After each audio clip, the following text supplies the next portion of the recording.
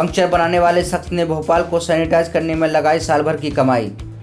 शहर के टीला जमालपुरा इलाके में रहने वाले विजय ने कहा, मैं अपने पिता और दादाजी की तरह सेना में जाना चाहता था, लेकिन मां के चलते नहीं जा पाया। कोरोना संकट के दौरान लगा कि देश के लिए कुछ करने का यही वक्त है।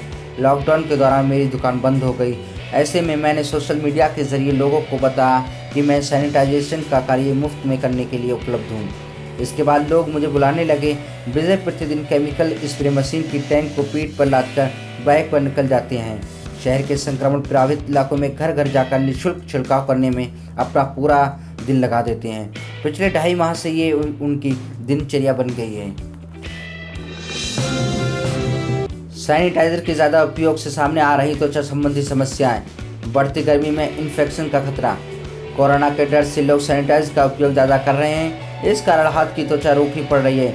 इसी तरह साबुन से बार बार हाथ धोने की वजह से भी हाथ की त्वचा रूखी हो रही है। ऐसे लोग भी मिल रहे हैं जो घर में रहकर भी बार बार हाथ धो रहे हैं या सैनिटाइजर का उपयोग कर रहे हैं। इन सब के बीच गर्मी में ज़्यादा पसीना आने या पसीना नहीं आने से भी कई तरह की दिक्कतें त्वचा में हो सकती हैं। कम तापमान से अचानक तेज़ गर्मी में आने से पसीना निकलने वाले छिद्र खुल नहीं पाते, जिससे पसीना शरीर के अंदर ही रुक जाता है। ऐसे में बैक्टीरियल इन्फेक्शन होने से पकी हुई फुंसियाँ होने लगती हैं।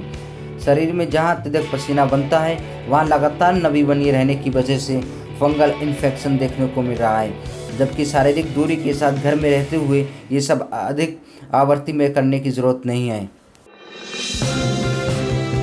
लॉकडाउन में आदिवासी ग्रामीणों ने श्रमदान कर बना ली 3 किलोमीटर सड़क। खुर्सीकला के ग्रामीणों ने लॉकडाउन के दौरान श्रमदान कर 3 किलोमीटर लंबी सड़क बना ली है। आज़ादी के बाद से पिछले करीब 70 वर्षों से ग्रामीण गांव में सड़क निर्माण की बाट जोह रहे थे। शासन प्रशासन को दर्जनों बार आवेदन देकर थक चुके हैं। जनप्रतिनिधियों से गुहार लगाते भी ग्रामीण जब थक गए तो लॉकडाउन में गांव वालों ने बैठक करके खुद ही सड़क निर्माण करने का फैसला लिया। फिर क्या, 15 से 20 दिनों में ग्रामीण ने कड़ी मेहनत कर श्रमदान से ही 3 किलोमीटर लंबी सड़क बना डाली। पहली बार भारत का विदेशी मुद्रा भंडार 500 अरब डॉलर के पार। चीन जापान के बाद सबसे ज़्यादा। देश का विदेशी मुद्रा भंडार फॉरेक्स रिजर्व इतिहास में पहली बार 500 अरब डॉलर के पार हो गया है।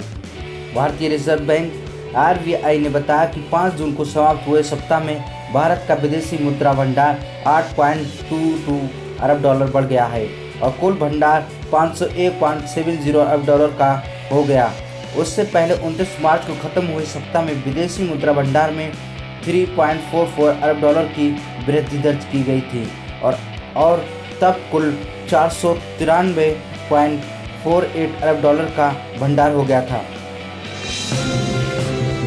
मुनाफाखोरी के लिए बना रहे घटिया मास्क, नहीं उपयोग कर रहे मेल्ट ब्लोन कपड़ा।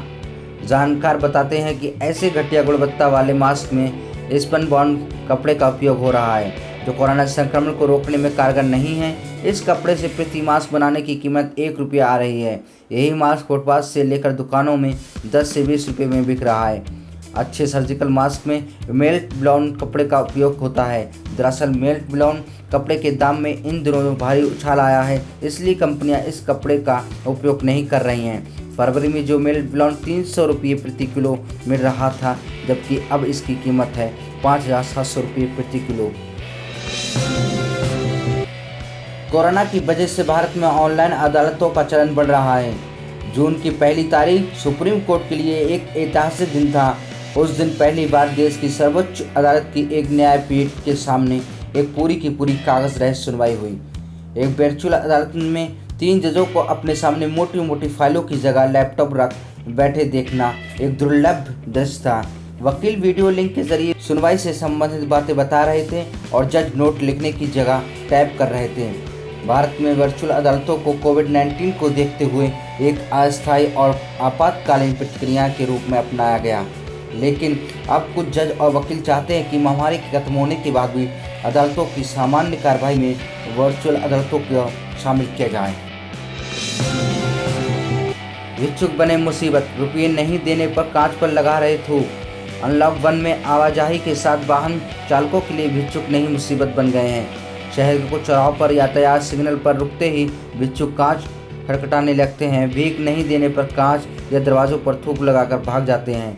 परेशान वाहन चालक ना तो उन्हें पकड़ सकते हैं और ना ही वाहन खुलकर विरोध कर पाते हैं। घर पहुंचकर गाड़ी और खुद को सैनिटाइज करने को मजबूर हो जाते हैं। मनोरंजन के लिए बेघर लोगों को जहरीला खाना खिलाकर बनाता था वीडियो, हुआ गिरफ्तार। कैलिफोर्निया में एक संकीय व्यक्ति पर अपने मनोरंजन के लिए बेघर लोगों को जहरीला खाना खिलाकर उनकी वीडियो रिकॉर्डिंग करने के आरोप में मामला दर्ज कर गिरफ्तार कर लिया गया है। 38 वर्षीय विलियम रॉबर्ट केबल पर आरोप है कि वो 8 बेघर लोगों के खाने में ओलियोरेसिन कैप्सिकम नाम का जहरीला पदार्थ मिलाकर उन्हें खिलाया, जिसे खाने के बाद वे सभी लोग बीमार पड़ गए। फिर रॉबर्ट ने उन सभी की वीडियो रिकॉर्डिंग भी की ताकि वो कभी भी उसे देखकर अपना मनोरंजन कर सके। पशुपतिनाथ मंदिर में लगे घंटे को बिना छुए बजा सकेंगे श्रद्धालु। कोरोना संकट के बीच मंदिरों के कपाट तो खुल गए हैं, लेकिन श्रद्धालुओं को मंदिर में लगी घंटियों को बजाने की छूट नहीं दी गई है। ऐसा इसलिए है क्योंकि इन्हें छूने से कोरोना संक्रमण का खतरा हो सकता है। यही वजह है कि मंदिरों में घंटियों को कवर कर दिया गया है, जिससे कोई उन्हें छुए नहीं। इस बीच मध्य प्रदेश मंदसौर में स्थित पशुपतिनाथ मंदिर में एक मुस्लिम शख्स ने ऐसा घंटा लगाया है जिससे बिना छुए भी बजाया जा सकता है। कोरोना संक्रमण को ध्यान में रखते हुए उन्होंने ऐसी तरकीब निकाली कि श्रद्धालु इस घंटे को बजा सकते हैं, वो भी बिना छुए। DRDO ने दिल्ली पुलिस के लिए बनाई जर्मी क्लीन मशीन, वर्दी से लेकर लाठी डंडे तक होगा डिसइंफेक्ट। दिल्ली में कोरोना संक्रमण तेजी से पैर पसार रहा है और उतनी ही तेजी से पुलिसकर्मियों के कोरोना संक्रमित होने की संख्या बढ़ रही है। दिल्ली पुलिस ने भी अपने आप को कोरोना से बचाव के लिए कदम उठाने शुरू कर दिए हैं। DRDO की मदद से दिल्ली के पार्लियामेंट स्ट्रीट थाने पर जर्मी क्लीन नाम की मशीन इंस्टॉल की गई है, जिसमें वर्दी को गीला किए बिना 10 मिनट के अंदर डिसइंफेक्ट किया जा सकता है। इतना ही नहीं, इस मशीन में पुलिसकर्मी अपने लाठी डंडे, हेलमेट, बेल्ट को भी डिसइंफेक्ट कर सकेंगे। इस मशीन की खासियत यह है कि ये 70 डिग्री टेम्परेचर में किसी भी तरह के वायरस को ख़त्म कर देता है। इस मशीन में एक साथ 30 वर्दी डिसइंफेक्ट की जा सकती हैं।